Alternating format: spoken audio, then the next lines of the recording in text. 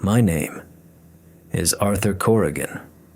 At least that's the name on my driver's license, the name on my birth certificate, the name the government gave me back after they took my real one away. I am 68 years old. I live in a small, prefabricated house in a town that doesn't really have a name, somewhere in the endless rolling plains of Nebraska.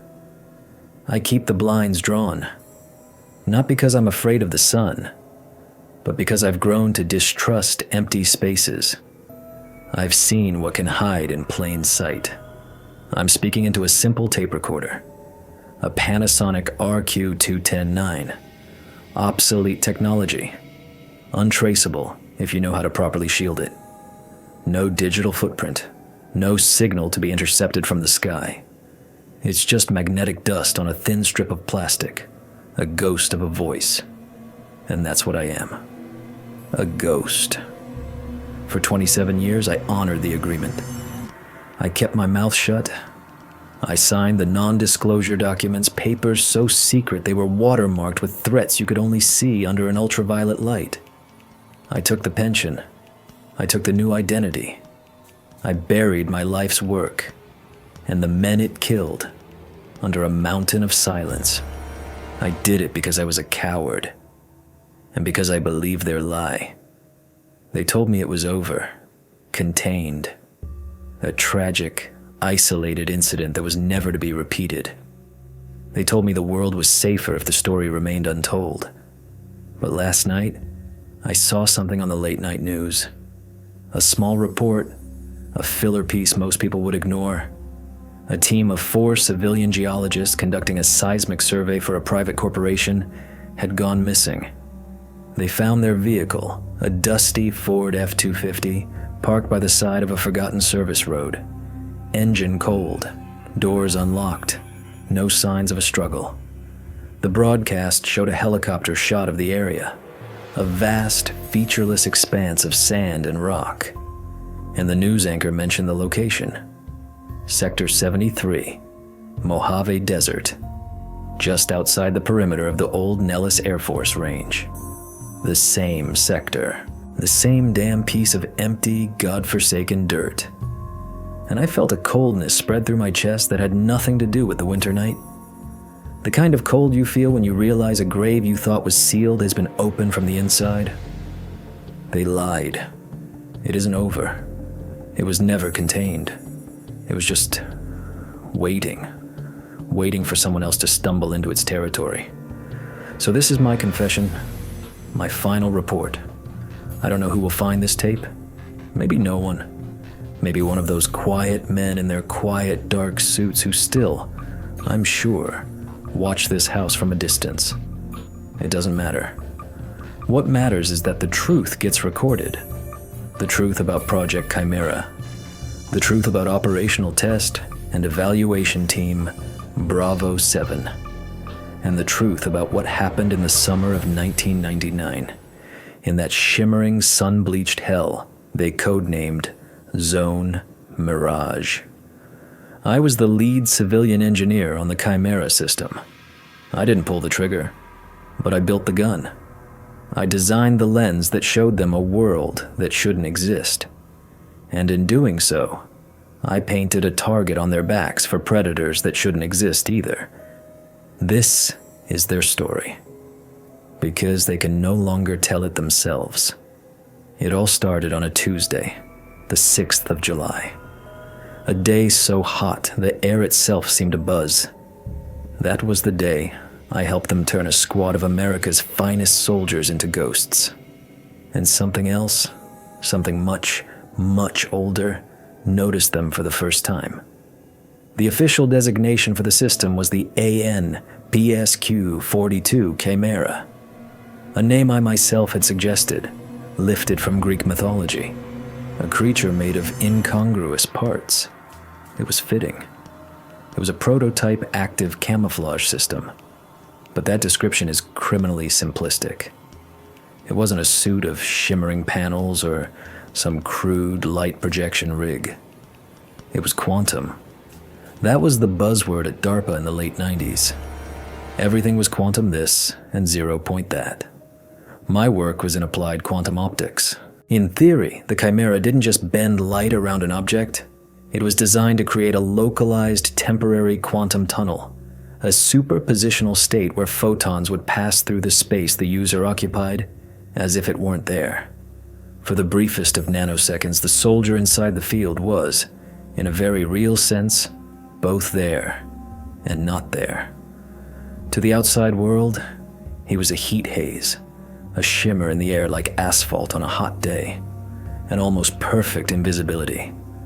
The system was bulky, a testament to the era's technology. It consisted of a heavy backpack power unit that hummed with a low, menacing thrum, connected by thick, shielded cables to a series of emitters studded over a tactical vest. But the heart of the system, my primary contribution, was the helmet. It was a modified integrated helmet and display sighting system, but with our proprietary optics package.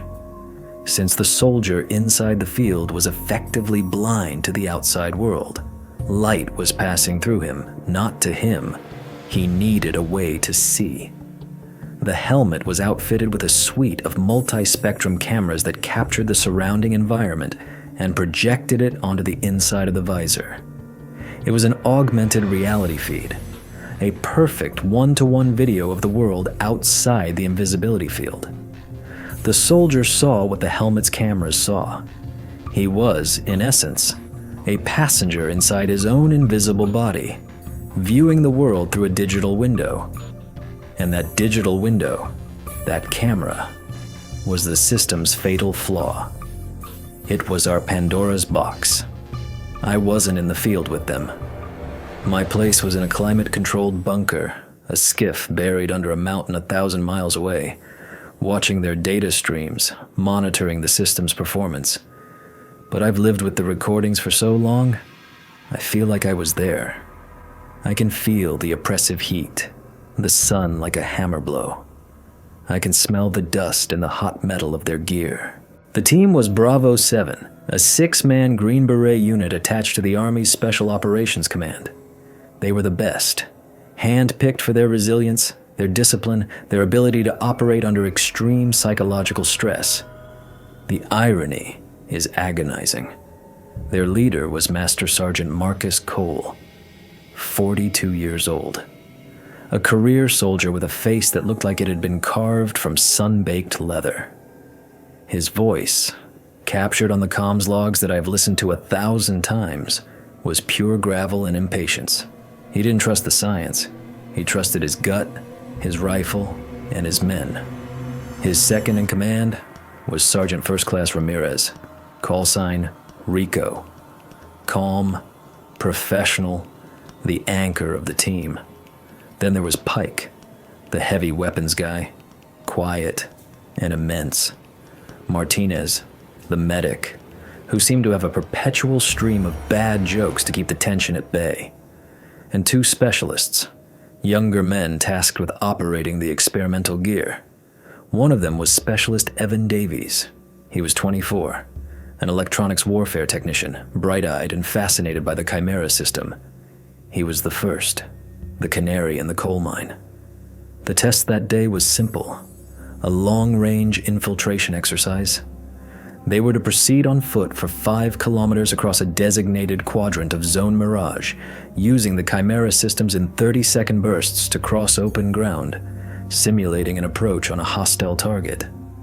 I watched their biometric data on my screen. Heart rate steady, core temperatures rising, but within expected parameters.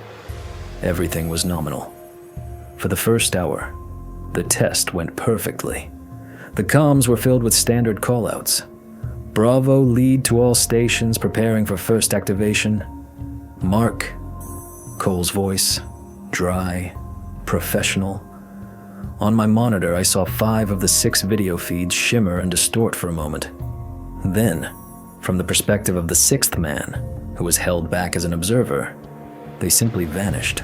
5 man-shaped heat hazes against the desert floor. It was beautiful, a triumph of physics. I remember feeling a surge of pride. 30 seconds later, Cole's voice again. Deactivating. Mark, all stations, Report. One by one, they checked in. Bravo 2, check. System green. Bravo 3, check. Hotter than hell in this thing, but it's working. Then a pause. Bravo 5, status. Cole prompted, a hint of irritation in his tone. The voice that replied was Specialist Davies. It was hesitant, laced with a confusion that the microphone picked up with painful clarity. Bravo lead. This is 5. System is... it's green. But I've got a visual artifact here. A pretty significant one. Cole's reply was instant, dismissive. Define artifact, specialist. Is it impeding your operational awareness? Negative, Sergeant. It's... well, during the activation, the feed on my visor, it changed. The landscape. It wasn't the desert. It was green. Like trees and stuff. A lot of it. Like a jungle. There was a long silence on the comms channel. I could picture the scene perfectly. Cole, turning his head slowly to look at Davies, his eyes narrowed, his expression unreadable behind his wraparound sunglasses. In the command bunker, my colleague, a senior project manager from the Pentagon named Elias Vance, let out a short, cynical laugh. Kid's got heat stroke already, he muttered, making a note on a clipboard. Cole's voice crackled back, laced with paternalistic annoyance. Son, you are in the middle of the Mojave Desert. It is 115 degrees in the shade, and there is no shade. There are no jungles here. You are seeing the heat shimmer off the sand. Drink water. Check the connections on your helmet. We're moving. But Sergeant, Davies insisted, his voice a little higher now. It wasn't a shimmer. It was detailed. I saw plants I've never seen before. Bright colors. And there was movement. Drink. Water, Cole repeated, each word a flat, hard stone. The order was absolute. The conversation was over. On my screen, I watched the telemetry from Davies' helmet. No voltage spikes, no data corruption. The system itself was reporting a flawless operation. A software glitch? A stray cosmic ray hitting the processor? I made a note. Monitor Bravo 5's feed for persistent graphical anomalies. A clinical, detached observation. I had no idea that I just documented the first gunshot of a war we didn't know we were fighting. I was looking at the evidence, the first hint that our camera was seeing something that wasn't just not there, but was from somewhere else entirely.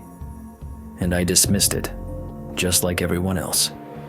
It was easier to believe a soldier was hallucinating than to believe our multi-billion-dollar piece of hardware was seeing the truth. The exercise continued. For the next hour, there was a tense, professional silence. The team moved with practiced efficiency, their boots crunching on the baked earth and gravel. Every few minutes, Cole would call for another activation, and for 30 seconds at a time, most of the team would dissolve into the heat haze. But something had shifted. The easy rhythm was gone. I could feel it even from 1,000 miles away, just by the cadence of their breathing on the open comms. It was the tension of a group of men trying very hard to ignore the fact that one of their own might be losing his grip on reality. Davies said nothing more about the jungle. He was a good soldier. He took the implied order and shut up. But I kept his video feed open on my secondary monitor. The desert landscape it showed was identical to the others. A monotonous panorama of brown and gray, bleached bone white under the relentless sun. There was nothing there. Absolutely nothing. The second incident came from Martinez, the medic, the Joker. His voice was the last one I expected to hear break protocol. They had just completed their 4th activation sequence and were holding position behind a low ridge of shale rock. Hey, you guys seeing this? Martinez's voice was unnaturally low, a conspiratorial whisper. Seeing what, Bravo 4? Cole's tone was dangerously thin. He was losing patience. On my 6, Martinez said. My rear-facing camera. During that last jump, there was a flicker. Something dark. A shadow, Martinez? Cole sighed, an audible exhalation of frustration. An animal? A bird? Negative, Sergeant, Martinez replied, and the humor was completely gone from his voice. It wasn't a shadow from the sun. It was a shadow of something. Tall. And it moved wrong. Too fast. Like a smear in the video. I saw it too, a new voice chimed in. Pike, the quiet one. When he spoke, everyone listened. On my left flank feed, just for a second. Looked like a man, but too tall, too thin, gone before I could get a lock. Now the comms channel, once silent, was buzzing. Davies, you seeing this? Rico asked, his voice calm but with an undercurrent of urgency. Yes, Davies stammered. It's not just during the activations anymore. It's in the periphery. If I turn my head fast, the jungle, it sort of bleeds through at the edges of the screen. A cold knot tightened in my stomach. This was no longer a single soldier with heat stroke. This was a shared, repeating, and evolving sensory event. A contagious hallucination. In the command bunker, Vance had stopped making notes. He was leaning forward, his knuckles white where he gripped the edge of the console. What the hell is going on with your machine, Corrigan? He whispered, his eyes glued to the screens. It's not the machine, I said, my own voice feeling distant. The hardware is stable. There's no feedback loop that could cause a shared visual artifact across 4 separate closed systems. It's not possible. Well, it's happening, he hissed. On the main screen, I watched Cole. The feed from his helmet cam showed him turning, scanning his team. They were crouched among the rocks, but they weren't looking outward at a potential enemy. They were looking at each other, at their own gear, as if the threat was coming from within. As if the technology designed to save them was betraying them. Cole made a decision. All right, that's it. Exercises scrubbed. All stations, deactivate Chimera systems. Power them down completely. We're returning to base. Something's wrong with this gear. It was a logical command. The professional soldier's response to faulty equipment. Isolate the problem. Remove the variable. But it was the worst possible thing he could have done. Systems powering down, Rico confirmed. One by one, I saw the green status lights on my board flicker to amber, then to red. The low hum from the comms feed, the sound of the power packs, died away. For a moment, there was just the sound of the wind and their breathing. Then Davies spoke again, his voice cracking with a new and terrible kind of fear. Sergeant. Oh God, Sergeant. What is it now, Specialist? Cole barked. The system is off, Davies said, his words tumbling over each other. The power pack is cold, but the visor, it's still on. The feed is still here. I'm not seeing the desert anymore at all. It's all jungle now. It's all around me. I can't see you guys. I can't see anything but the trees. A wave of pure, unadulterated dread washed over me. It wasn't the system. It had never been the system. The system hadn't been generating the hallucination. It had been acting as an antenna, an aerial pulling in a signal from somewhere else. A signal that was broadcasting a vision of another world, superimposing it over our own. And by using it, by attuning their brains to its frequency through the neural interface of the visor, they had learned to see it themselves. We had trained their minds to tune into a channel they were never meant to see. And now, even with the television turned off, they couldn't get the picture out of their heads. The Chimera system hadn't created a glitch. It had opened a door in their perception, and something on the other side was now aware that the door was open. They were looking through the keyhole, and something was starting to look back. The mission had devolved from a controlled military exercise into a desperate scramble for sanity. Cole's voice on the comms was a raw nerve of command authority trying to wrestle with a situation that had no precedent in any field manual. "Davies, talk to me. What do you see?" "Exactly. What do you see?" "Trees, Sergeant. They're everywhere. They're not like any trees I know. The bark, it's dark, almost black, and it looks like it's pulsing. And the leaves, they're the color of blood. There's this dim green light filtering down from somewhere above, but there's no sun. And the air, God, I can smell it. It smells like wet earth and something sweet, like rotting flowers." Davies was hyperventilating, his breath coming in ragged, panicked sobs. The terrifying part was the disconnect. I was watching the live feed from Martinez's helmet cam, which was still functioning normally. It showed Davies standing 10 feet away, in the full, brutal glare of the Mojave sun. He was turning his head back and forth, his rifle held loosely at his side, his eyes wide and unfocused behind his visor. He was a man drowning on dry land. "Rico! Martinez! Get his helmet off him! Now!" Cole ordered. I watched on the video feed as Rico and Martinez moved cautiously towards Davies. He flinched as they approached, as if they had just emerged from a thicket of alien foliage that only he could see. "Easy, Evan," Rico said, his voice a low, calming murmur. "We're just gonna get this bucket off your head. You're okay."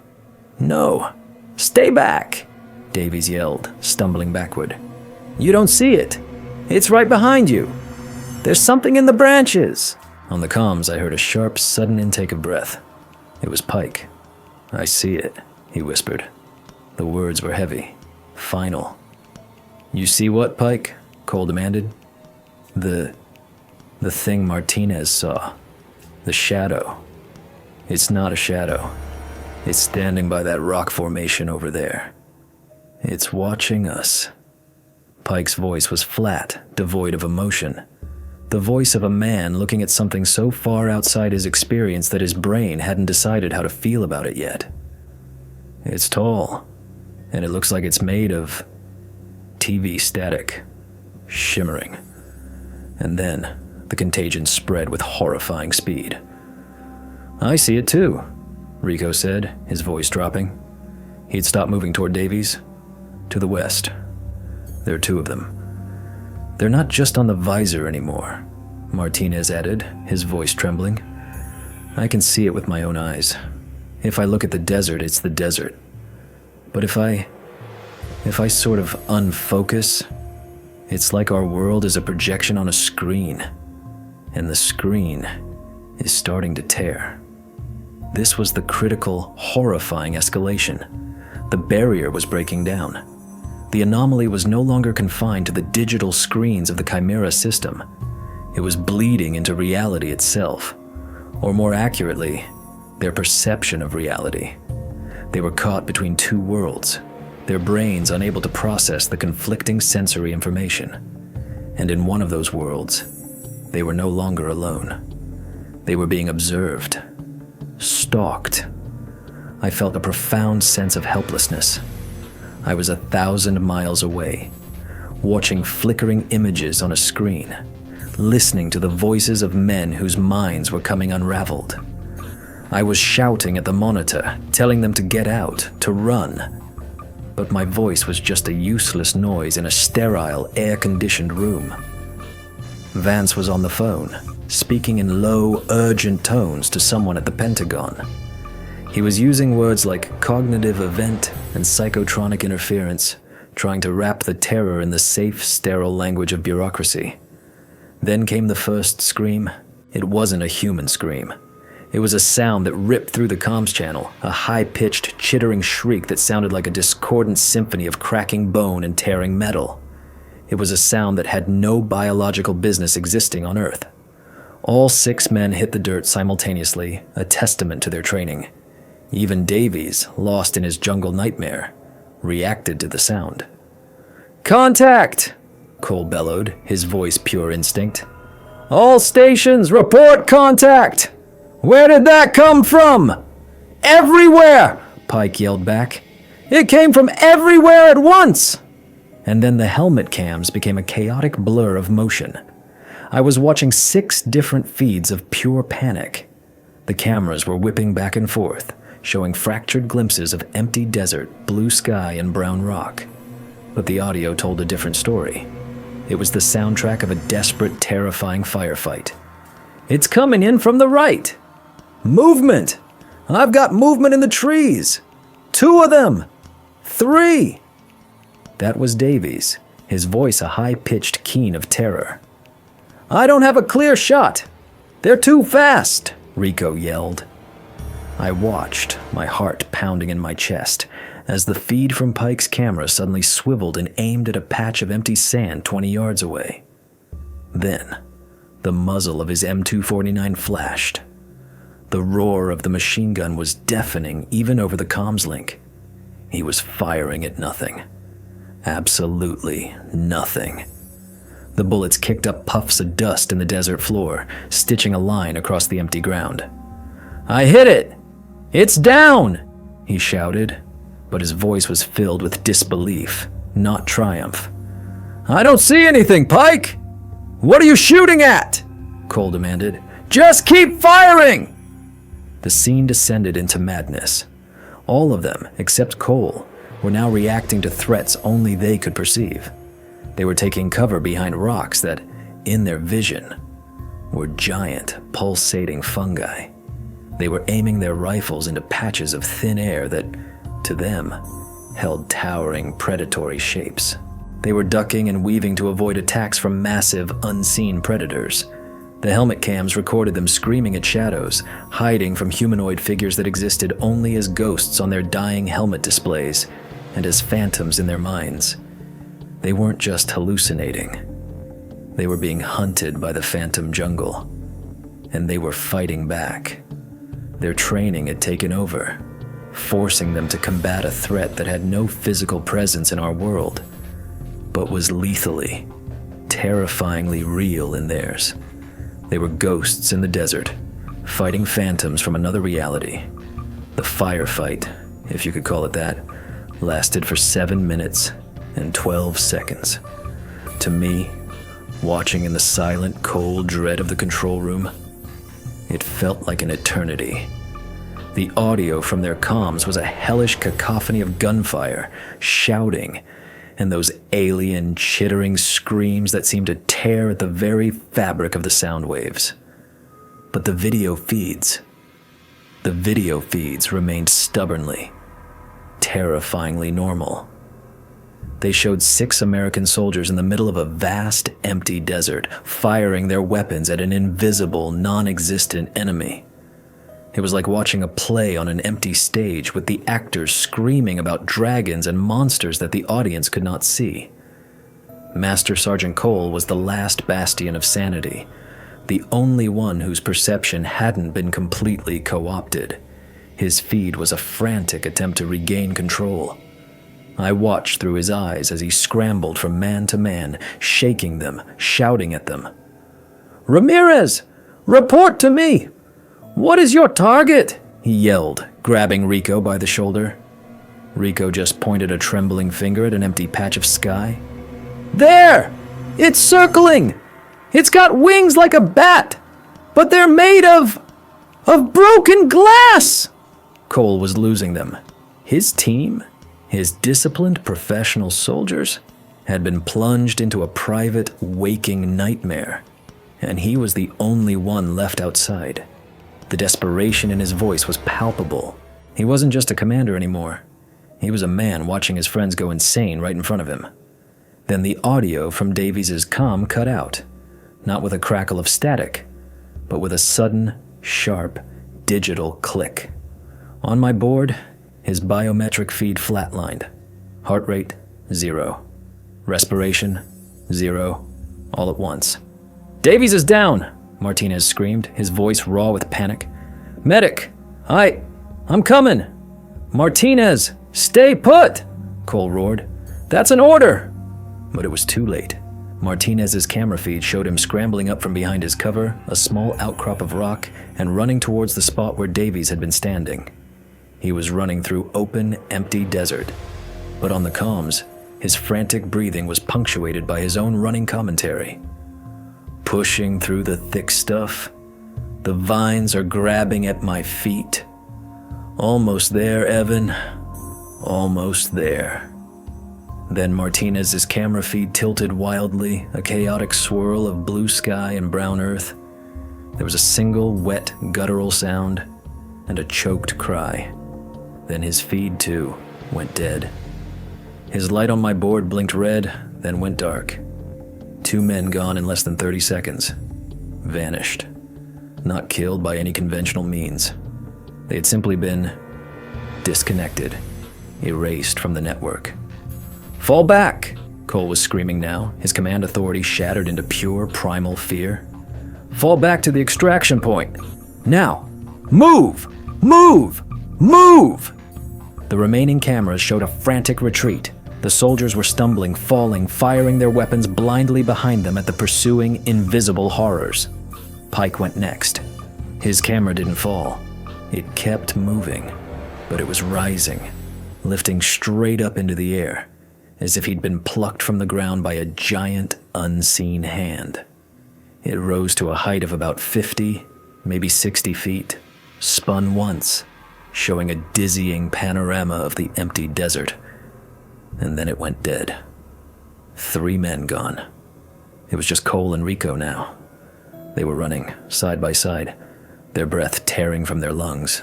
Their cameras were shaking so violently the image was almost impossible to make out. But I could hear them. "They're flanking us, Marcus!" Rico gasped. "The tall ones! The static men! They're cutting us off!" "Keep running," was all Cole could say. And then Rico was gone. No sound, no cry. His camera feed just stopped. The light on my board went out. One moment he was there, a running figure in Cole's peripheral vision. The next, he was just not. Now there was only one feed left. Master Sergeant Cole. He was alone. He stopped running. His camera panned around in a slow, deliberate circle. The desert was silent. The gunfire had stopped. The alien shrieks were gone. There was only the sound of the wind and Cole's own ragged, desperate breathing. He was standing in the middle of nowhere, completely alone. His team had vanished into thin air around him. He stood there for a full minute. Then he slowly raised his hands and unclipped his helmet. The feed tilted as he pulled it off his head. For a moment, I saw his face. His eyes were wide with a terror so profound it looked like shock. Then he threw the helmet to the ground. The camera landed in the sand, its lens pointing up at the empty blue sky. Cole's voice, now faint, distant, and not coming through the comms, but carried on the desert wind to the helmet's tiny microphone, shouted one word. "Come on." It was a challenge, a plea, a final act of defiance. There was a sound, a low, guttural growl that the helmet's microphone barely picked up. It was a sound that didn't belong to our world. Cole let out a short, sharp cry, then silence. The camera lay there, recording the indifferent sky, for another 4 hours until its battery finally died. The recovery mission was launched 6 hours later. A Black Hawk helicopter carrying a Ranger search and rescue team. I was patched in via a satellite link, my voice a disembodied presence in the pilot's ear. They found the site exactly as I had directed them. It was an empty stage, littered with the props of a play whose actors had all disappeared. They found the discarded equipment scattered across a 200-yard area. 6 tactical vests with their Chimera emitters, 5 rifles, and 6 helmets. Cole's was lying on its side, its lens staring at the sand. The data logs on all but one of the helmet's memory cards were corrupted. Not just wiped, but fundamentally damaged, filled with a digital noise that our best technicians couldn't unscramble. It was as if the data itself had been infected by the anomaly. But one card was partially recoverable. It was from the helmet of Specialist Pike, the heavy weapons gunner. It contained a single fragmented video file, 12 seconds long. It was the last 12 seconds of his life. In the bunker, Vance and I watched it on the main screen. The image was grainy, filled with static that flickered at the edges like black fire. It was a point-of-view shot, looking down at Pike's own boots as he stumbled backward through the sand. He was breathing hard. He was trying to reload his weapon. His hands were shaking. He fumbled a fresh belt of ammunition. It fell to the ground. He looked up. The camera panned up from the desert floor. It showed the empty landscape, the barren rocks, the blistering sun. Nothing. And then, through the camera's lens, something stepped into the frame. It was there, fully visible, perfectly clear on the recording, even as the desert behind it remained empty and unchanged. It was massive, reptilian. It stood on two thick, powerful legs, its hide a mosaic of shimmering, iridescent scales that seemed to warp the light around it, making its outline blur and shift. It had no discernible eyes, just a smooth, featureless head that tilted with a bird-like curiosity. Its long arms ended in claws that looked like they were carved from obsidian. It was utterly, completely invisible to the naked eye, a phantom in our reality. But the camera, the very tool we had built to see the world for our soldiers, could see it. The Chimera system's lens wasn't just receiving a signal from another dimension. It was sensitive to its wavelength. It could perceive life forms that existed on a different spectrum of reality. The creature took a slow step forward. It left no footprint in the sand. It made no sound. Pike let out a whimper, a tiny, hopeless noise. The creature's arm shot out faster than the eye could follow. The last frame of the video, burned into my memory for all time, is a close-up of those black, obsidian claws reaching directly for the camera lens. Then the feed cuts to black. The mystery wasn't solved. It had just begun. We now had proof. We had a picture of the monster. A monster that was only a monster to us. To it, in its own world, a world that occupied the same space as our own, we were the ghosts. We were the trespassers. And it was just a cleaning house. The immediate aftermath was a whirlwind of controlled chaos, a masterclass in bureaucratic damage control that only the United States government can truly execute. Within hours of the recovery team confirming the loss of all 6 men, Zone Mirage was placed under what they called a Priority 1 interdiction. That's a fancy term for making a place disappear. The airspace above it was restricted, declared a permanent military operations area. The ground around it for a 50-mile radius was acquired under eminent domain for environmental impact studies. Fences went up. Warning signs were posted, citing unexploded ordnance from old weapons tests. A cover story was meticulously crafted. Bravo 7, the official report stated, had been lost in a tragic training accident. Their experimental transport helicopter had gone down in a remote, inaccessible canyon during a sudden and unforecasted storm. The wreckage was too unstable to recover. The men were declared killed in action, their names to be etched onto a memorial wall at Fort Bragg. Medals were awarded posthumously. Folded flags were presented to 6 grieving families who would never know that their sons, husbands, and fathers hadn't died in a helicopter crash. They had been erased from existence by something they couldn't even see. My life, and the lives of the handful of other personnel in that control bunker, became a series of quiet, windowless rooms. We were debriefed for weeks, not asked, but interrogated, by men who didn't introduce themselves, who had no names and no rank insignia on their plain, dark suits. They weren't from the Pentagon, not directly. They were from somewhere else, an older, deeper part of the government, the part that deals with things that officially do not exist. They played the 12-second video from Pike's helmet for me, over and over again. They wanted to know everything. The physics behind the lens, the frequency of the capture sensor, the nature of the quantum entanglement. I told them everything I knew. I explained that the Chimera system, in its attempt to create a perfect invisibility field, had inadvertently created a perfect dimensional antenna. The high-energy quantum state of the field had resonated with the fabric of a coexisting reality, a parallel dimension layered over our own like sheets of paper. The helmet's camera hadn't been showing a hallucination. It had been capturing photons from that other place. It was seeing the world as it existed on a different energetic frequency. So this creature, one of the quiet men said, his voice a dry rustle of paper. He paused the video on the frame showing the reptilian entity. It's real? It's physically there? Yes and no, I remember saying, my voice hoarse from hours of talking. It's real in its dimension. It has mass, energy, but it's out of phase with ours. Our matter can't interact with its matter. That's why it leaves no footprints.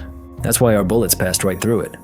We're ghosts to it, and it's a ghost to us. Then how did it kill them? The man asked, his eyes boring into me. And that was the question that haunted my every waking moment. I don't know, I confessed.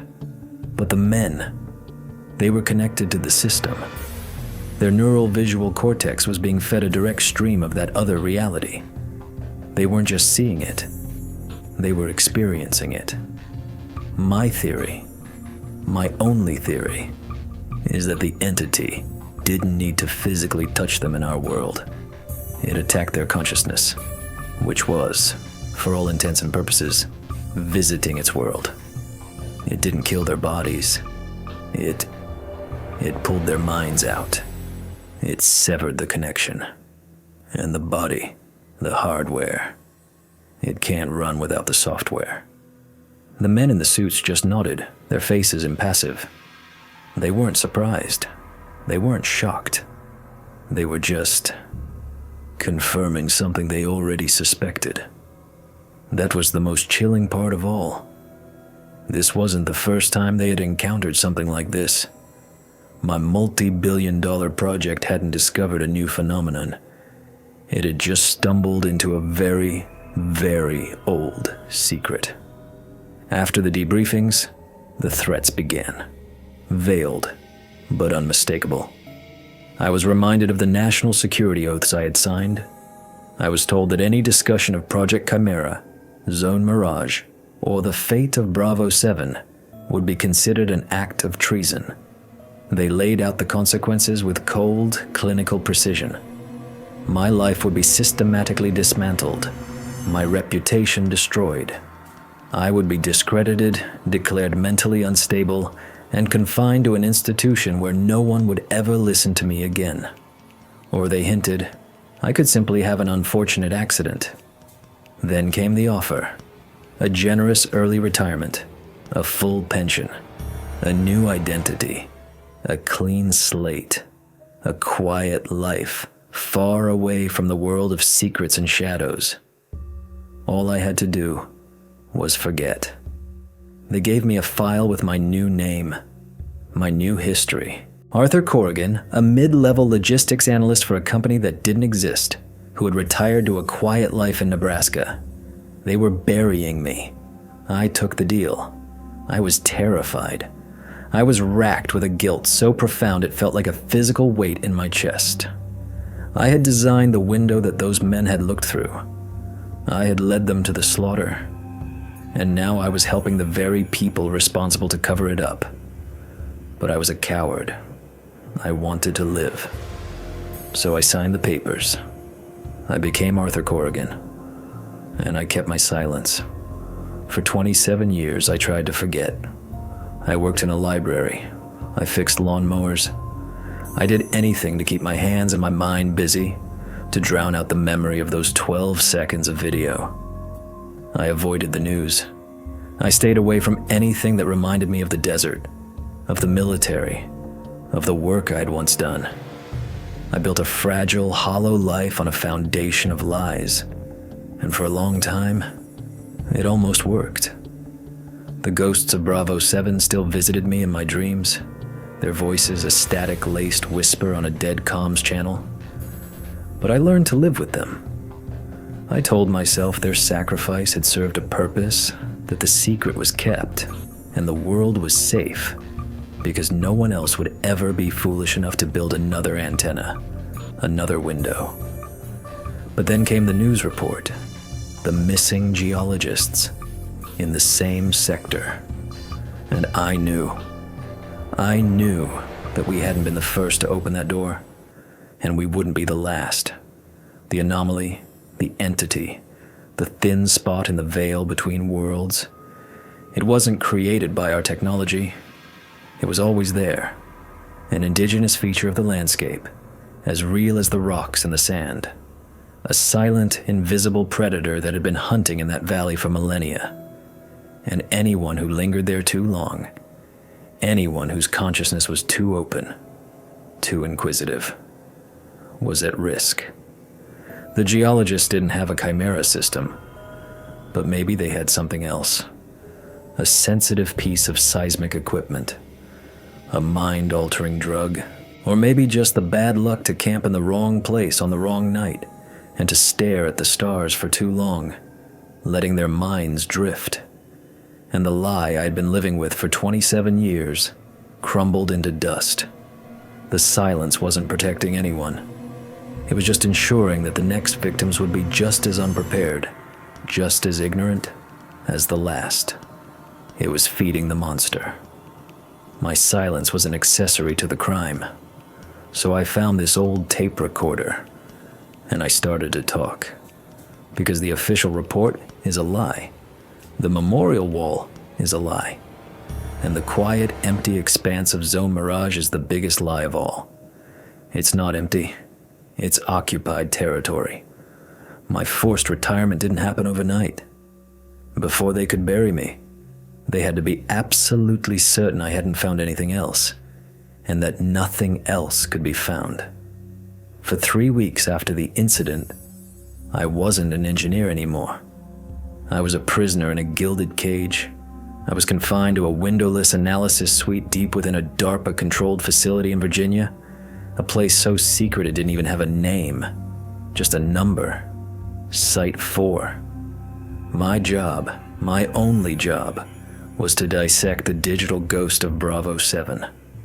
I was to analyze the corrupted data from the 5 helmet recorders to try and salvage anything at all, that might explain the how and the why.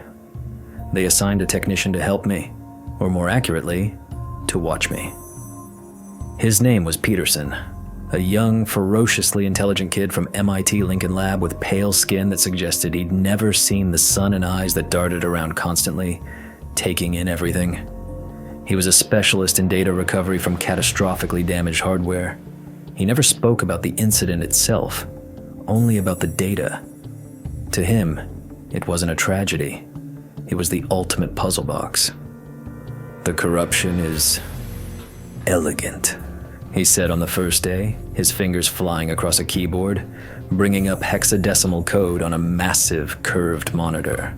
The room was kept at a constant 65 degrees, and the air hummed with the sound of server fans, a low, steady thrum that vibrated in my teeth. It's not random degradation. It's not a simple wipe or a magnetic surge. Look at this. He pointed to a waterfall of green and black characters. The data isn't gone. It's been rewritten, overwritten with a pattern, a complex, repeating, non-binary fractal algorithm. It's like someone took a 500-page book and replaced every letter with a new alien alphabet, and then translated that alphabet into a symphony. For days, we worked in near silence, communicating only in clipped, technical shorthand. We tried everything. Brute force decryption, spectral analysis, algorithmic regression. Each time, we hit a wall. The corrupted code seemed to actively resist our attempts to decipher it. It was more than just a damaged file. It felt like a digital immune system actively attacking our probes. Sometimes, running a diagnostic would cause the entire system to crash, not with a blue screen of death, but with a cascade of visual static that looked chillingly familiar to the shimmering effect of the creature from Pike's video. My guilt was a constant physical presence, a weight on my shoulders, a sour taste in my mouth. Every line of code I analyzed was a headstone. I saw the men's faces in the patterns. I'd see a flicker of color in the digital noise, and my mind would instantly flash to the memory of Martinez telling a joke during our pre-mission briefing. I'd hear a pop of static from a speaker, and I'd be back in the control room, hearing the moment Davies' comms went dead. I was living inside an electronic mausoleum. The breakthrough, if you can call it that, came on the 9th day. Peterson had been working on isolating the audio tracks, stripping away the layers of fractal noise from the raw waveform data. "I think I have something," he said, not looking away from his screen. "It's not a voice. Well, you should just listen." He handed me a pair of heavy, soundproof headphones, the kind used for monitoring signals intelligence. I put them on. The world went silent, except for the sound of my own breathing. "I'm routing it to you now," Peterson said, his voice a distant muffle. "It's a 1.7-second loop, salvaged from Sergeant Ramirez's recorder, from the moment just before his signal went dark." I braced myself. I expected a scream, gunfire, the chittering of the creatures. What I heard was so much worse. It was a sound that seemed to exist beneath the threshold of normal hearing. A low, resonant hum. It was the kind of sound you feel more than you hear, a vibration that started in my ears and spread down my spine, making the fine hairs on my arms stand up. And woven into this hum was something else, a faint, melodic, chiming sound. It was delicate, almost beautiful, like wind chimes made of crystal. But beneath the beauty was a terrifying alien structure. The tones were atonal, following a mathematical progression that made no sense, rising and falling in ways that felt profoundly, fundamentally wrong. It was the sound of a nervous system trying to interpret a signal it was never designed to receive. It was the sound of a mind being unwritten. "What is it?" I asked, pulling the headphones off. The silence of the room rushed back in, feeling heavy and dead. "I don't know," Peterson admitted, for the first time looking truly unnerved. "The hum is a near-perfect E-flat, but it fluctuates at a quantum level. The chimes are the anomaly. They don't correspond to any known frequency pattern, natural or artificial. They occupy what we're calling interstitial frequencies, gaps in the electromagnetic spectrum that should, by all rights, be silent. It's like finding a new color between red and blue. We spent the next 2 days focused on that 1.7-second clip. We tried to map the chimes, to find a pattern. I felt we were on the verge of something monumental. We were deciphering the language of the entity, not a spoken language, but a fundamental physical one, the language of its very existence. Late on the 11th day, we succeeded. Peterson managed to create a visualization of the chime's frequency. He pulled it up on the main screen. It was a 3-dimensional model, a slowly rotating geometric shape. It was impossible. My mind, trained in physics and engineering, recoiled from it. It was a shape that violated Euclidean geometry. It had angles that shouldn't connect, surfaces that passed through each other without intersecting. It was a visual representation of the sound, and it was a sculpture of madness. "It's a tesseract," I whispered, the word tasting like ash in my mouth. A 4-dimensional cube, projected into 3 dimensions. "Exactly," Peterson said, his eyes wide. "The sound isn't a sound, it's a shadow. It's the 3-dimensional shadow cast by a 4-dimensional event. We're not hearing the entity. We're hearing the echo its existence leaves in our dimension as it passes through." We stared at the screen, at the impossible rotating object made of pure sound. And as we watched, a single frame of video, just 1/30th of a second, flickered into existence in the center of the geometric shape before vanishing again into the noise. It was a fluke, a momentary alignment of the corrupted data. Peterson's fingers flew, trying to capture it, to isolate it. "I got it," he breathed. "I got the frame." He brought it up, cleaning the image pixel by pixel.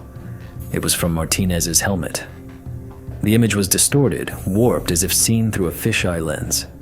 It showed the jungle, the alien blood-leafed trees, the strange, pulsing bark.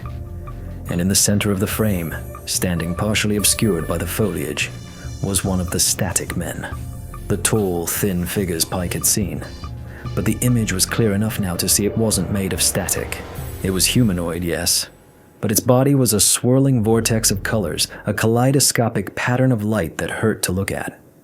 And it wasn't looking at Martinez. It was looking directly at the camera, directly at us. And it was smiling. Its face had no mouth, but the patterns of light on its head swirled into an unmistakable rictus of amusement. It knew it was being watched. It had always known. The ghost in the machine was looking back. Seeing that face, that impossible, smiling non-face, changed something in me.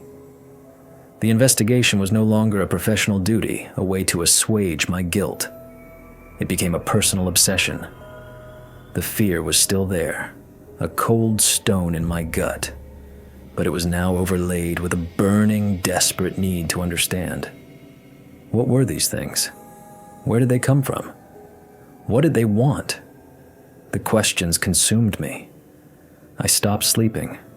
I barely ate. I lived on stale coffee and the low hum of the servers in Site 4. Peterson and I worked feverishly, using the one recovered frame as a digital key, a Rosetta Stone to try and unlock the rest of the data. We theorized that the image had only appeared when the visualization of the audio frequency, the tesseract, was on the screen. It was as if the sound was the key that unlocked the image. We started running the 1.7-second audio loop continuously, feeding it back into the corrupted video files, hoping to coax more fragments of reality out of the noise. And that's when the echoes began. It started subtly. I'd be staring at a screen full of cascading code, and for a split second I'd see a flicker in my peripheral vision. A momentary bleed-through of the blood-leafed jungle, gone before I could properly register it. I blamed it on exhaustion, on my eyes playing tricks on me after staring at monitors for 18 hours a day. Then I started hearing things. Over the constant drone of the servers, I'd hear a faint chiming sound, the same atonal melody from Ramirez's audio log. I'd pull off my headphones, but the sound would be gone. The room would be silent, save for the hum. "Did you hear that?" I asked Peterson one night, my heart hammering against my ribs. "Hear what?" he asked, not looking up from his console. "The 60-cycle hum of the backup generator kicking in?" I knew it wasn't the generator. It was the sound, the echo. The work was affecting me. The constant exposure to the raw data stream from that other dimension, even in its corrupted form, was having the same effect on me that the Chimera system had had on the soldiers. It was retuning my perception. My brain, trying to make sense of the impossible geometry of the sound and the fractal nature of the code, was starting to build the neural pathways needed to perceive it. I was developing the contagion, secondhand. The psychological war had begun, and the entity wasn't even in the room. It didn't need to be. Its signature was imprinted on the magnetic tapes, and that was enough.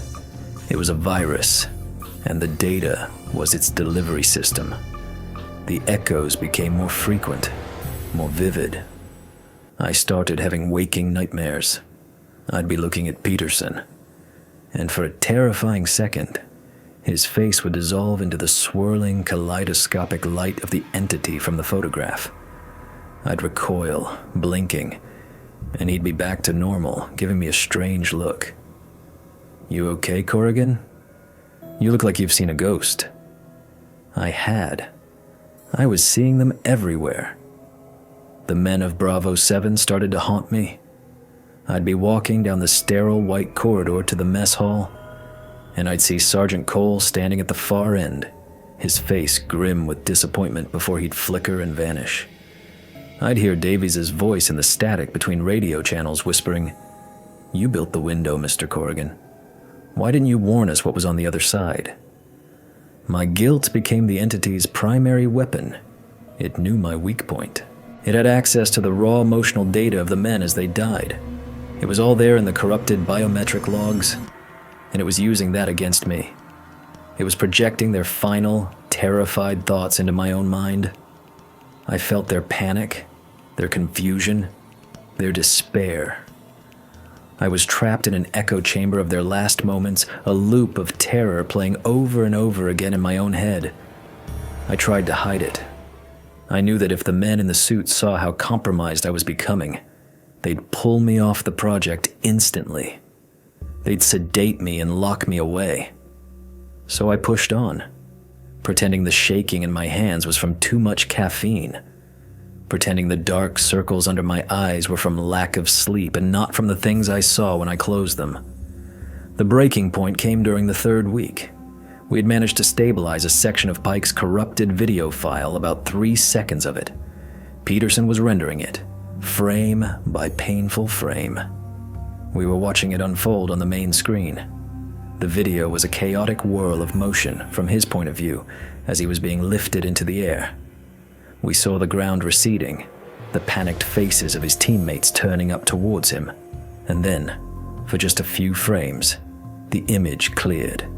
The camera was looking down, past Pike's own feet, and we could see what was holding him. It wasn't the reptilian creature. It was something else. A swarm of them.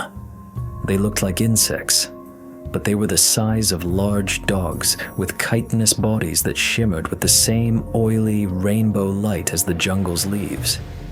They had dozens of spindly legs that were latched onto his vest, his arms, his legs, and they were flying, their wings beating in a blur. But the wings weren't membrane or feather. They were made of pure, focused sound, visible as ripples of distortion in the air. They were lifting him, carrying him away.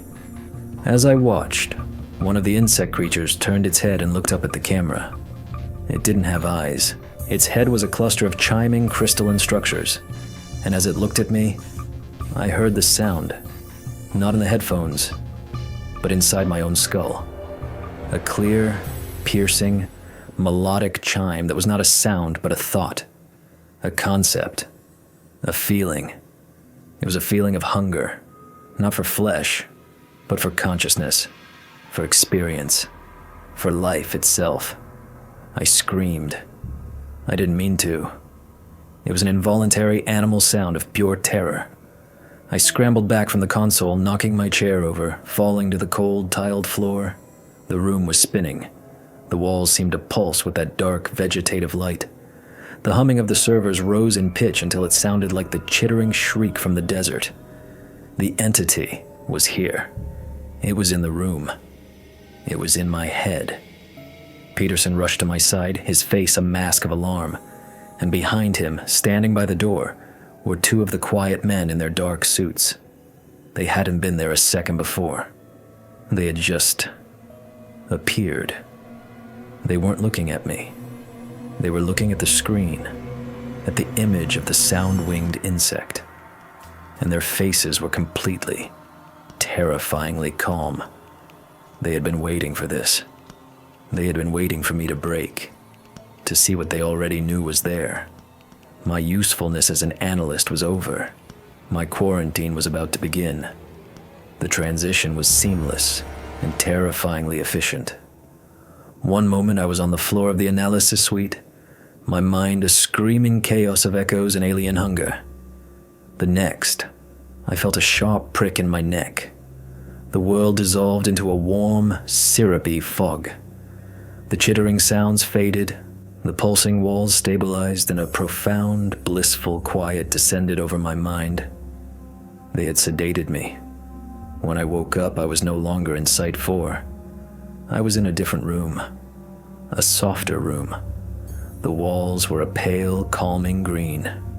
The light was indirect and gentle.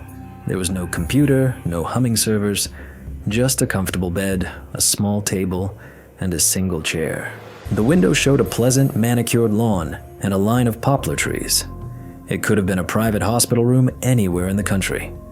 But the door had no handle on the inside, and the window was made of 3-inch thick polycarbonate. This wasn't a recovery room. This was a cage. Just a more comfortable one. I was kept there for what I think was 2 weeks. It was hard to keep track of time. They kept me on a low-level sedative the entire time, just enough to keep the echoes at bay, to smooth over the jagged edges of my terror. It was a chemical silence.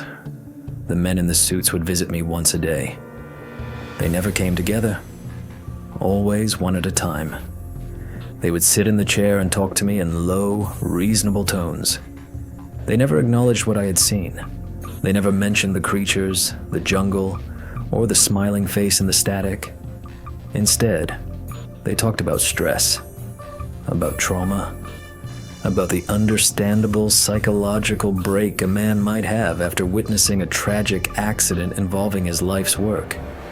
They spoke of transient psychosis and stress-induced hallucinations. They were building a narrative, a neat, clinical box to put my experience in. They weren't just covering up the truth from the world, they were trying to cover it up from me, to convince me that what I had seen wasn't real. "Your work was brilliant, Arthur," one of them said, calling me by my first name for the first time. He had a kind, fatherly face, which made him the most terrifying of them all. But the pressure was immense. You felt a tremendous sense of responsibility for those men. It's only natural that your mind would try to find an explanation, to create a narrative, a monster, to cope with a senseless accident. It wasn't an accident, I remember saying, my voice thick from the drugs. I saw it. Peterson saw it too. The man smiled a gentle, pitying smile. Technician Peterson saw a distraught colleague suffering from extreme exhaustion. His report reflects that. He's been reassigned, by the way. A promotion. A project in Alaska. He sends his best wishes for your speedy recovery. And with that one simple, devastating lie, they cut my last tether to a shared reality. They had isolated me completely. It was my word against theirs. And my word was now officially that of a madman. The psychological war had entered its final phase. They weren't just trying to scare me anymore. They were trying to gaslight me into insanity, to make me doubt the evidence of my own eyes. For a few days, it almost worked. The sedatives, the calm room, the gentle, relentless drone of their therapy sessions. I began to doubt myself. Maybe they were right. Maybe the pressure had been too much. Maybe the guilt had made me project my fears onto the corrupted data, seeing monsters in the noise. It was an easier explanation to accept than the alternative. It was a sane explanation. The thing that brought me back was the sound. In the dead of night, when the sedatives were at their lowest ebb in my bloodstream, I would hear it, faint, at the very edge of my hearing. The chiming, the atonal, crystalline melody of the entity's presence. It was a tiny, persistent signal in the quiet of my cell, a reminder that it was real. It wasn't a hallucination.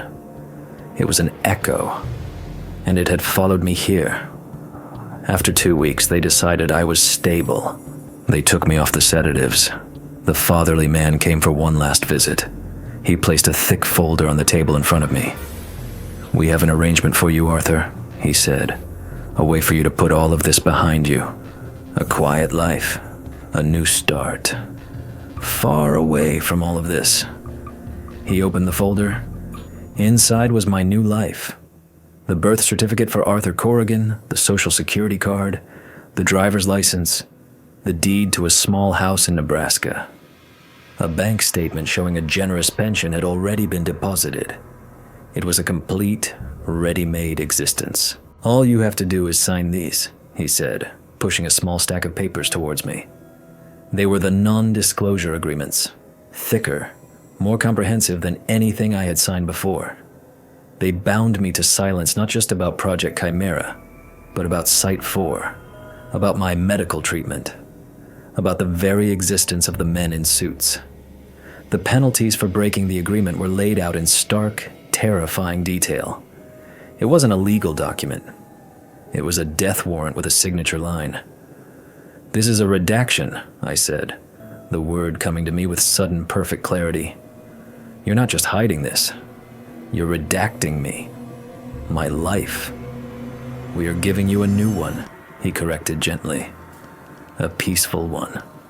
The alternative is not peaceful." I looked at him. I saw no malice in his eyes, only a profound, weary certainty. He was a man who believed, with every fiber of his being, that he was doing what was necessary to protect the world, that some doors were meant to stay closed, and that people like me, who had peered through them, were a liability that needed to be managed. He was a zookeeper, and the human race was the public, who should never, ever know what was truly prowling in the cages. I had no choice. To refuse was to be declared insane and locked away forever, or to simply disappear. To sign was to become a ghost, a hollow man living a lie.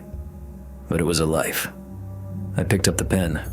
The plastic felt cold and heavy in my hand. I signed the papers. I signed away my name, my work, my truth. With each signature, I felt a part of myself die. I was redacting my own soul. When I was done, he collected the papers, stood up, and walked to the door. "A car will be waiting for you in an hour," he said, not looking back. "It will take you to the airport. Your new life begins today. Leave the old one here, Arthur, for your own sake." Then he was gone, and I was alone in the quiet room, with nothing but the echo of a chiming sound that only I could hear. The point of no return hadn't been a physical breach or a failed experiment. It was the scratch of a pen on a piece of paper. It was the moment I agreed to become a willing participant in the lie. I had survived the monster in the desert, but I had just been devoured by the men in the suits. The first few years in Nebraska were a study in the art of being a ghost. I followed the script they had written for me with meticulous, paranoid precision. I was Arthur Corrigan, the retired logistics analyst. I told my new neighbors, friendly, open-faced people who brought me casseroles and offered to help me mow my lawn, that I had moved here from Ohio for the peace and quiet. I spoke of a fictional deceased wife and a career so mind-numbingly boring that no one ever asked for details. I was deliberately, painfully dull. I built a fortress of mediocrity around myself, hoping that if I was uninteresting enough, the shadows from my past would lose interest too. But the exile wasn't just external. It was internal. The real prison was my own mind. Zone Mirage had given me a permanent, incurable condition. I saw the world differently now. The veil had been torn, and I could never fully unsee what I had seen. The world was no longer a solid, dependable place. It was a thin veneer, a projection, and I was constantly, terrifyingly aware of the other world that pulsed just beneath its surface. I developed a series of rituals, coping mechanisms to keep myself sane. I couldn't stand silence. Silence was when the chiming started, the faint, melodic echo from my time in the quiet room. So I kept a radio on at all times, tuned to a talk station. The constant drone of human voices was a shield. But I could never listen to music. The structured patterns of melody and harmony were too close to the alien mathematics of the entity's sound. I became pathologically afraid of certain things. I couldn't look at static on a television screen. I would rip the plug from the wall, my heart pounding, convinced I would see that smiling, kaleidoscopic face materialize in the noise. I avoided forests and jungles in movies or on television. The sight of dense foliage, especially in dim light, would trigger a full-blown panic attack. My dreams were a relentless cycle of blood-red leaves and shimmering insectoid wings. I tried to find normalcy. I got a part-time job shelving books at the local town library. It was the perfect cover. A quiet, unassuming man among quiet, unassuming books. I enjoyed the smell of old paper and binding glue. It was the smell of human history, of stories that were solid and real. But even there, the echoes found me. I'd be in the science section and see a book on quantum physics and my hand would start to shake. I'd see a diagram of a tesseract and have to flee to the bathroom, splashing cold water on my face, my breath coming in ragged gasps. The guilt was a constant companion, a bitter acid in the back of my throat. I would see a young man in town, a boy of about 24, the same age as Specialist Davies, and I would be overwhelmed by a wave of grief so profound it would buckle my knees. I had their faces memorized: Cole, Ramirez, Pike, Martinez, Davies, and the sixth man, the observer whose name I could never remember. A fact that brought me an endless, specific kind of shame. They were my ghosts, my responsibility, and I had abandoned them, choosing my own hollow life over their memory, over the truth. I became a master of paranoia. I never used a computer. I paid for everything in cash. I assumed, at all times, that I was being watched. Sometimes, I would see a dark sedan with government plates parked down the street from my house for a few hours before driving away. A reminder, a quiet tightening of the leash to ensure their investment in my silence was still sound. I knew they could erase me at any moment, and that knowledge kept me docile. But the most difficult part was the loneliness. I could never get close to anyone. How could I? Every human relationship is built on a foundation of shared truth, and my entire life was a lie. A friendly conversation with a neighbor at the grocery store was a minefield. A simple question like, "So what did you really do before you retired?" could send me into a cold sweat.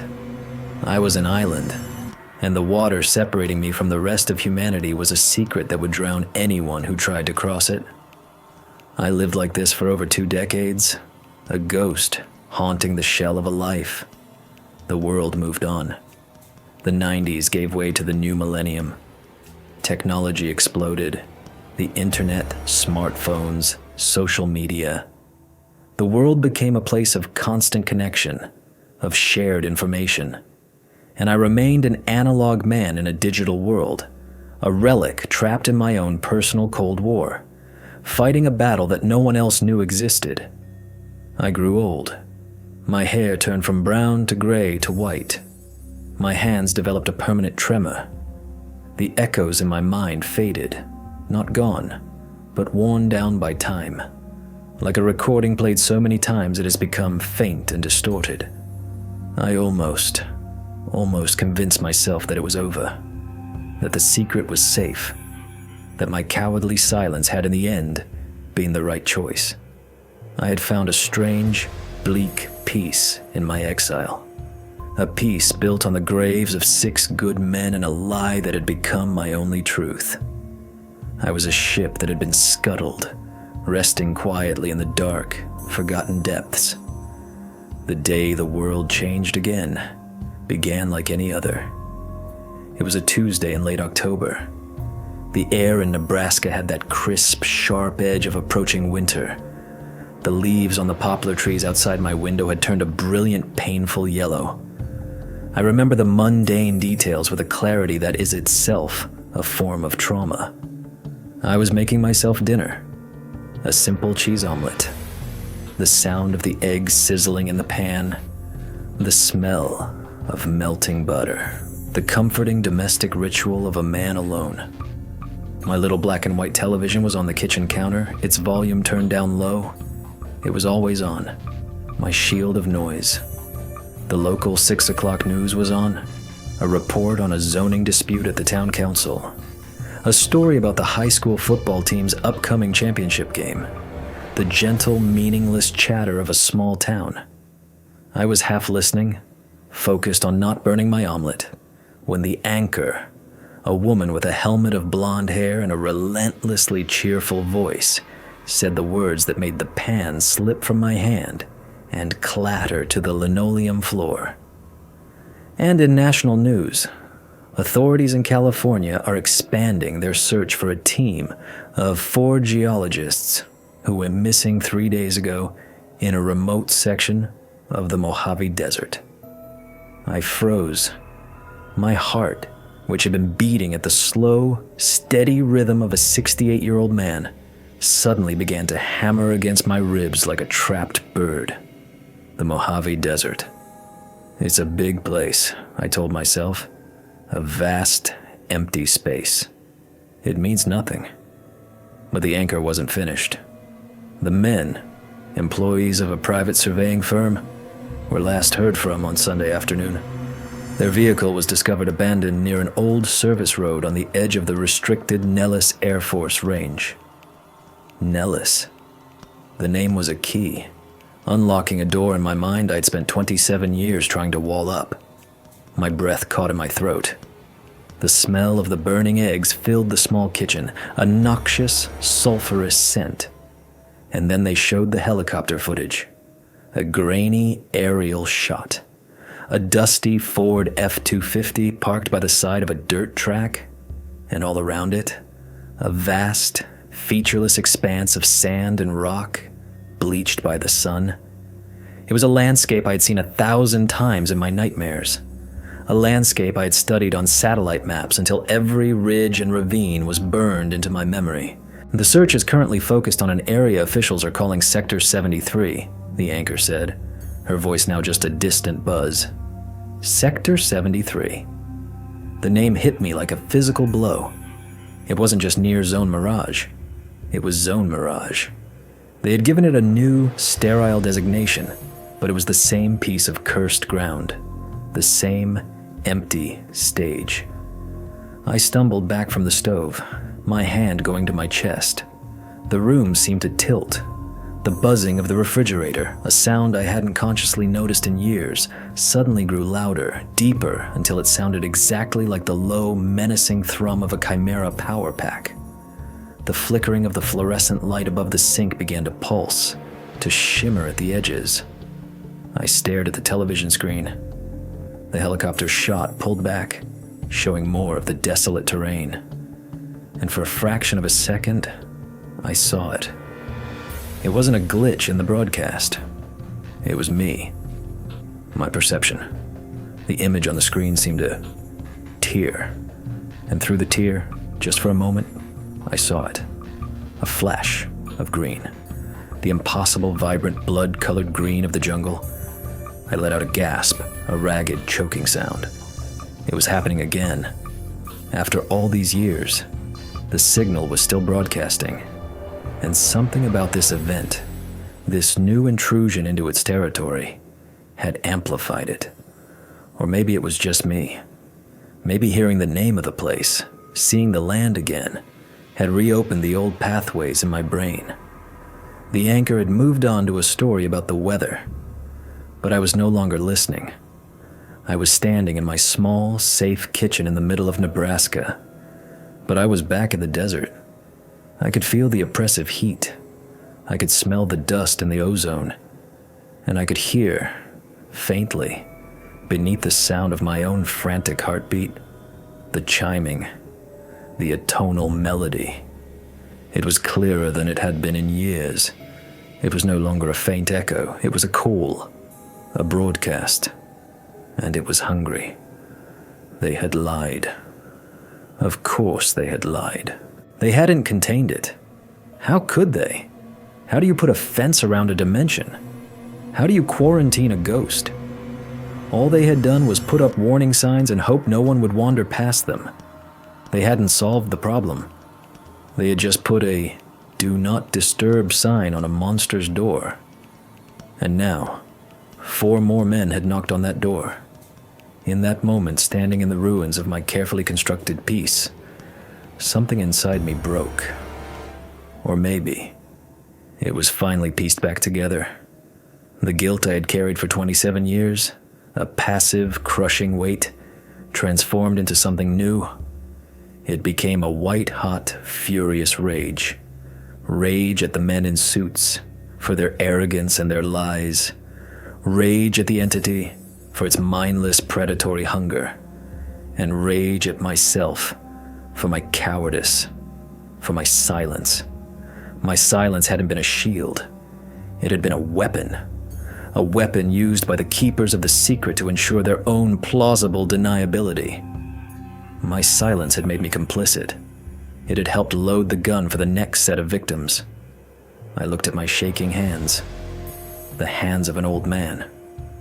What could I do? Who would listen to a ghost? Who would believe a man who had been officially erased? And then I looked at the corner of my cluttered living room, at a dusty box of old electronics I had never been able to bring myself to throw away. And inside that box, I knew, was my Panasonic RQ-210-9 tape recorder, an obsolete piece of technology, untraceable, a way to give a voice to a ghost. It wasn't a choice anymore.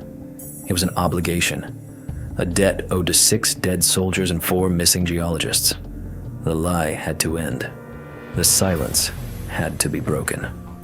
I turned off the stove. I walked out of the kitchen, leaving the burnt omelet in the pan. My exile was over. My final report was about to begin. So, here it is. The end of the story. The final transmission. I'm sitting at my small, cheap kitchen table.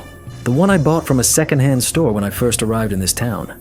This purgatory they chose for me. The surface is formica, a pale yellow color with faint, fake wood grain patterns that have been worn smooth over the decades by my elbows, by the countless meaningless meals I've eaten here alone.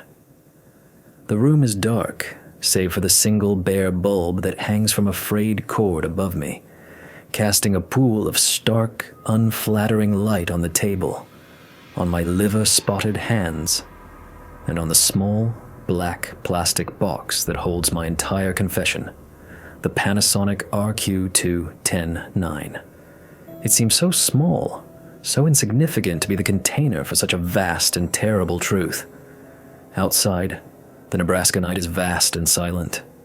There are no city lights here to pollute the darkness, only the cold, distant glitter of the stars in a black sky.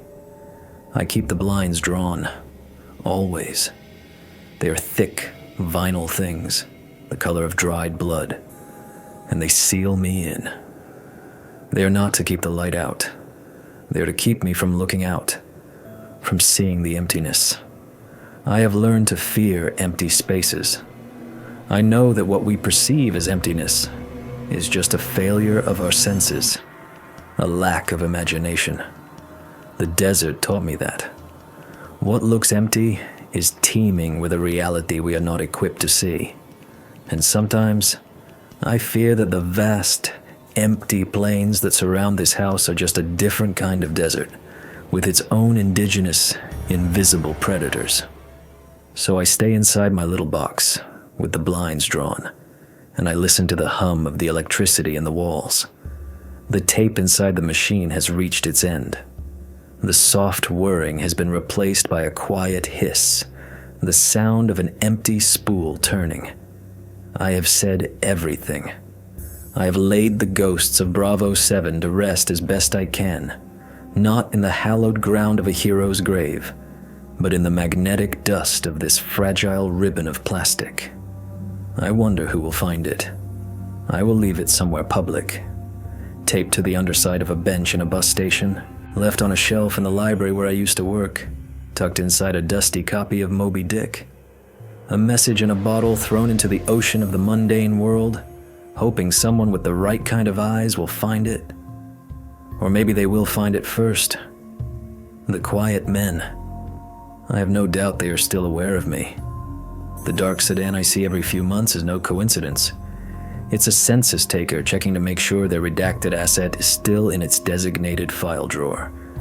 They have a file on Arthur Corrigan, And in that file, it probably says, "Subject is stable, compliant, no threat." This tape will change that. When they find out what I have done, they will come for me. They won't come in black helicopters with armed men. That's not their style. It will be quiet. One of them, maybe the fatherly one if he's still alive, will knock on my door. He will be polite. He will express his disappointment, and he will explain, in his calm, reasonable voice, that I have violated the agreement, that I have become a security risk, and then they will redact me one final time. A permanent deletion, a heart attack in my sleep, a single-car accident on a lonely country road. Something neat and quiet and believable. I have made my peace with that. A few more years of this hollow existence are not worth the price of this silence. The truth is the only thing I have left that is truly mine, and I am giving it away. I often wonder about the nature of the entity. The word evil seems so inadequate, so human. Is a wolf evil when it hunts a deer? Is a spider evil when it builds its web? The creatures of Zone Mirage, the reptilian phantom, the sound-winged insects, the kaleidoscopic static men, they were not evil. They were predators. And we, with our noisy, arrogant, fragile consciousness, were simply prey. We stumbled into their feeding grounds, and our minds connected to the Chimera system were like bright, juicy, irresistible lures. We rang a dinner bell in a dimension we didn't know existed. But was there intelligence there? In that smiling, swirling face in the static? Yes, I believe so. Not an intelligence we could comprehend, but a vast, ancient, and terrifyingly patient one. It wasn't just mindless hunger. The way it toyed with the men, the way it used their own perceptions against them, that was not the act of a simple beast. That was the act of something that enjoyed the hunt. It enjoyed the fear. It fed on the terror as much as it fed on the consciousness itself. It was a cat playing with a mouse before the final, merciful kill. And that, perhaps, is the closest one can get to a definition of evil. Not malice, but a complete and total indifference to the suffering of a lesser being, an amusement in its terror. We were a curiosity, a new flavor of screaming to be savored. And what of the other side of the coin? The men in suits, my keepers. Are they evil? No, I don't believe so. I believe they are something far more dangerous. They are rational. They have seen the monster or things like it, and they have made a cold, hard calculation. They have weighed the value of the truth against the value of order, and they have chosen order. They believe that humanity is not ready for the truth. They believe that the knowledge that we are not alone, that we are not at the top of the food chain, that our reality is a fragile film stretched over a chasm of hungry impossibilities. They believe that this knowledge would break the world, that it would shatter our religions, our philosophies, our societies. They believe it would lead to mass panic, to chaos, to the end of civilization as we know it. And the terrible, awful secret that I've kept in my heart for 27 years is that I think they might be right. They are not tyrants. They are zookeepers of the apocalypse. They are the men who stand guard on the walls of reality, and their job is to make sure the rest of us never, ever have to see what is on the other side. They sacrifice men like Cole and his team. They sacrifice men like me. They sacrifice the truth itself. And they do it so that billions of other people can go on with their lives, can worry about their mortgages and their football teams and their cheese omelets, blissfully unaware of the things that hunt in the dark between the worlds. It is a terrible, thankless, and monstrous job. And I hate them for it. I hate them for what they did to me, and for what they did to my men. But I don't know if I would have the courage to do anything different if I were in their place. And that is a confession that tastes more bitter than any other. The men. Bravo 7. I force myself to remember them, not as ghosts, not as data points, but as they were. Master Sergeant Marcus Cole. I remember him in the pre-mission briefing, his jaw set, his eyes skeptical. He didn't trust my machine. He trusted his gut. And in the end, his gut was right. The machine was the enemy. He died trying to hold his world together while mine tore it apart. Ramirez, Rico. He was the calm one. I remember him asking me a question about the quantum tunneling effect. A genuinely curious, intelligent question. He wanted to understand. He deserved to understand. Pike, the big, quiet, heavy weapons specialist. He barely said 2 words during the entire briefing, but he had this small, wry smile that appeared whenever Martinez told a bad joke. He was the first to be taken by the winged creatures, lifted into a sky he couldn't see. Martinez, the medic, the Joker. He was terrified of needles. A fact he confessed to me with a wink, said it was why he always carried the biggest ones, to scare the enemy. He died trying to save his friend, running blindly into a jungle that wasn't there. And Specialist Evan Davies, the kid. He was so bright, so fascinated by the technology. He saw it as a marvel, a step into the future. He was the first to see the jungle, the first to cross over. His curiosity was his death sentence. I gave him the key and showed him the door. I might as well have pushed him through it. And the 6th man, the observer.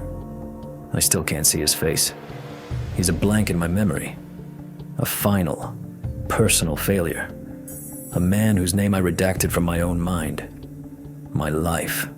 This life of Arthur Corrigan has been my penance. An exile in a prison of my own making. Every sunrise has been a reminder of the ones they never got to see. Every quiet night has been filled with the echoes of their final, terrified shouts. I have lived their deaths over and over again for 27 years. It is a poor substitute for justice. It is a hollow and selfish form of atonement. But it was all I had, until now. This tape is my one final act of defiance. My one attempt to do the right thing, 27 years too late. It is a warning. To whoever finds this, do not dismiss it as the ramblings of a crazy old man. The proof is out there. They can't erase a geological formation. Zone Mirage is real. Sector 73. Go look for it. Not in person. Never in person. But look at the public records. The land acquisitions. The restricted airspace. The missing persons reports that cluster around that area like flies to a corpse. The truth is there, buried in the paperwork, hidden in plain sight. If you are a person of influence, if you are a journalist, a scientist, a politician, expose it. Demand answers. Don't let their quiet, reasonable explanations silence you. The lie is fragile. It only survives in the dark. Drag it into the light. But be careful. They will come for you, just as they will come for me. They will try to discredit you, to ruin you, to erase you. The truth is a dangerous thing to possess. And if you are just an ordinary person, then simply know this. The world is not what it seems. The reality you inhabit is a beautiful, fragile, and temporary thing.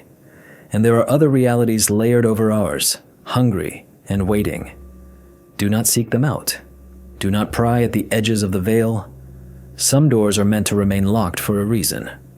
What we did with our arrogance and our technology was build a master key. And we opened a door that can never be fully closed again.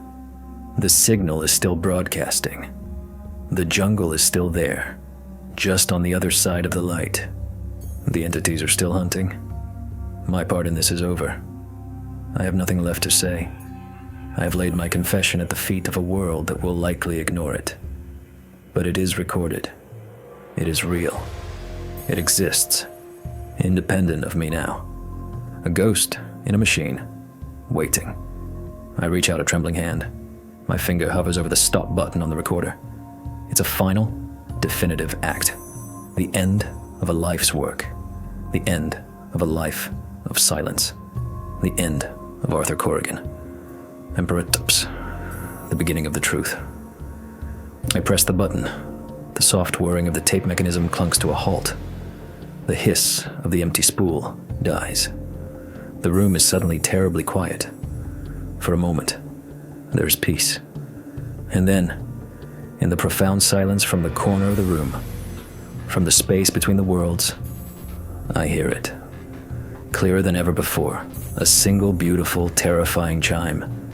They gave me a new name, a new life, and told me to forget. But I can't. Because sometimes, late at night, when the house is quiet, I can still hear the static. And I know it's still listening. So that's the story of Arthur Corrigan and Bravo 7. It's a story that starts with a piece of impossible technology, a lens designed to make soldiers invisible, and ends with a lifelong silence filled with an alien hum. It's a chilling reminder that the pursuit of seeing what isn't there can sometimes reveal a truth we were never meant to see. Officially, Project Chimera was a failure, a costly dead end buried in a classified file. But as we now know, they didn't fail to build a window. They just failed to consider what might be looking back through it. Thank you for watching until the end. If this story made you think or look over your shoulder, support the channel with a like and subscribe. And be sure to share your thoughts in the comments below. Do you believe him? Or was it all just a hallucination born from guilt and the desert sun? Until next time, keep your eyes on the horizon. And remember that sometimes the most terrifying mirages are the ones that don't disappear when you get closer.